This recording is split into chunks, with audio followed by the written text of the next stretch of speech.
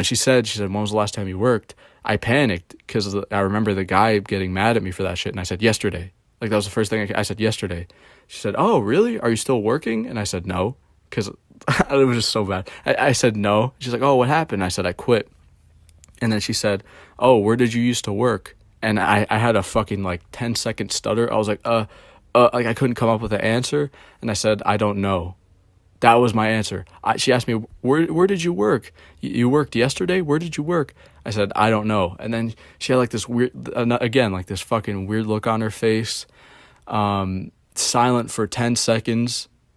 And it was the most awkward shit. I think it's proven if you don't talk for more than 3 seconds, then it's just, it becomes awkward. But yeah, this lady literally just stopped talking.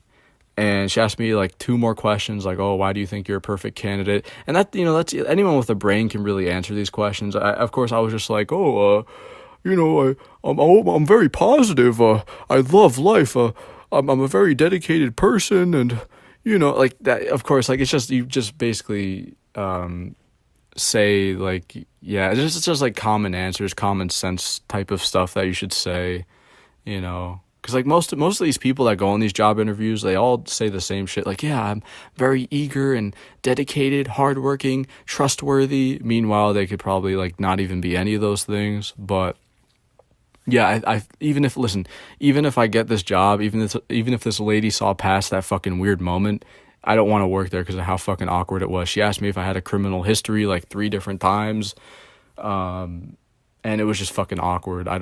If I get this job, I don't want it.